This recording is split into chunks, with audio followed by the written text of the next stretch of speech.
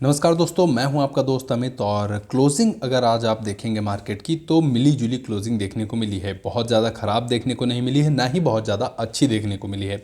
अब देखिए, अगर आप इंडेक्स वाइज देखेंगे तो आपको क्लोजिंग अच्छी देखने को मिलेगी क्योंकि लगभग 250 पॉइंट से ज़्यादा की तेज़ी रही। लेकिन जब आप एडवांस डिक्लाइन के नंबर के हिसाब से देखेंगे तो वहाँ पर असलियत देखने को मिलती है, क्योंकि एडवांस डिक्लाइन का नंबर भी अगर आप देखेंगे तो 1:2 के रेशियो में लगभग एक शेयर की तेज़ी के आगे दो नीचे जाते हुए शेयर हमें देखने को मिले हैं। तो इस वजह से मार्केट कोई उतनी अच्छी देखने को नहीं मिली। अगर 1:1 का रेशियो होता तब भी ठीक ठाक देखने को मिलता कि जो मार्केट रही है वो न्यूट्रल बेस पे काम करती हुई देखने को मिली है।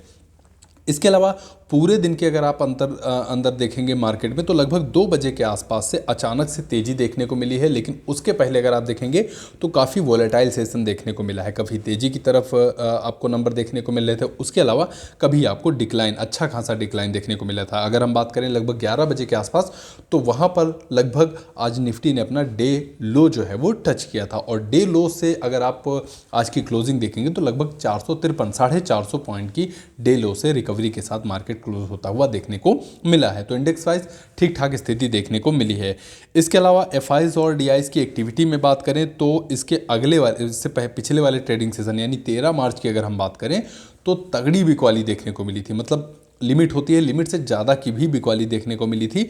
और उस दिन की बिकवाली को जो डीआईज हैं वो भी रिकवर करते हुए देखने को नहीं मिल पाए थे, फेल हो गए थे लगभग वहाँ पर, क्योंकि एफआईज की जो बिकवाली थी वो डीआईज की बाइंग की अपेक्षा ज़्यादा आगे जाती हुई देखने को मिली थी, या फिर कह लीजिए ज़्यादा देखने को मिली थी। 13 मार्च की अगर हम बात करें तो 10,716 करोड़ की एफआईज ने मार्केट में बिकवाली की थी और उसके अगेंस्ट में डीआईज ने लगभग 9,977 करोड़ की खरीदारी जो है वो की थी। तो डीआईज का नंबर आपको कम देखने को मिल रहा था। इसके अलावा अगर हम बात करें एडवांस डिक्लाइन के नंबर की तो आज का जो एडवांस डिक्लाइन नंबर देखने को मिला है वो लगभग 964 शेयर आप देखेंगे तो वो एडवांसेस के फेवर में देखने को मिले हैं। और डिक्लाइन की तरफ जब आप जाते हैं तो लगभग 2040 शेयर आपको डिक्लाइन के फेवर में देखने को मिले हैं। तो स्थिति अगर आप देखेंगे तो ये स्थिति काफ़ी ख़राब देखने को मिली है।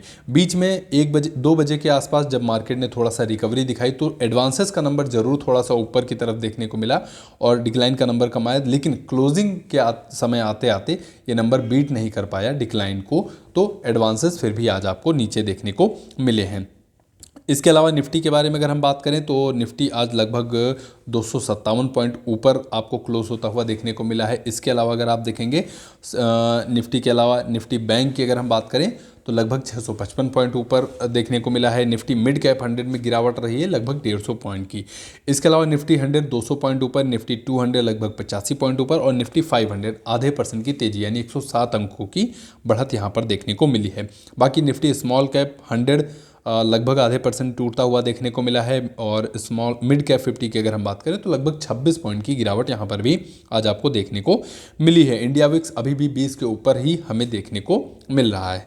सेंसेक्स के बारे में बात कर लेते हैं तो सेंसेक्स 938 पॉइंट ऊपर देखने को मिला है। और सेक्टोरल अगर आप देखेंगे मार्केट तो सेक्टोरल भी स्थिति ठीक ठाक देखने को मिली है। कोई बहुत ज़्यादा खराब स्थिति नहीं देखने को मिली है और ना ही बहुत ज़्यादा अच्छी स्थिति देखने को मिली है। अब यहाँ पर ग्रीन वाले अगर हम सेक्टर देखते हैं तो निफ्टी ऑटो आज 1.5% ऊपर क्लोज होता हुआ देखने को मिला है।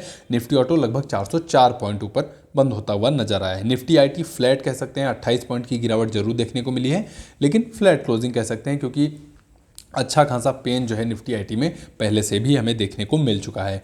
पीएसयू बैंक आधे % की तेजी के साथ बंद होते हुए देखने को मिले हैं। फिन सर्विसेज 1.5% ऊपर देखने को मिले हैं। निफ्टी फार्मा में बिकवाली अच्छी देखने को मिली है, लगभग 285 पॉइंट की गिरावट यहाँ पर देखने को मिली है। इसके अलावा एफएमसीजी 1% से ज़्यादा की तेजी यानी 544 पॉइंट ऊपर देखने को मिला है। निफ्टी जो है एफएमसीजी, मेटल्स फ्लैट कह सकते हैं, रियलिटी 1.5% नीचे। इसके अलावा एनर्जी की बात करें तो 1% एनर्जी भी आपको टूटता हुआ देखने को मिला है। बीच में 1-2 दिन पहले अगर आप देखेंगे तो एनर्जी रिलेटेड जितने भी स्टॉक्स थे उनमें काफ़ी तगड़ी तेजी देखने को मिली थी, क्योंकि एलपीजी जो गैस थी उसकी सप्लाई में डिस्ट्रप्शन देखने को मिल रहा था और जो इंडक्शन वगैरह थे उनकी सेल्स अचानक बढ़ गई थी और पावर की डिमांड इंक्रीज़ हो रही थी। तो जिसकी वजह से आप देखेंगे तो निफ्टी एनर्जी में काफ़ी तेज़ी उस दिन देखने को मिली थी। लेकिन आज अगर आप देखेंगे तो आज भी 1% की बिकवाली देखने को मिली है।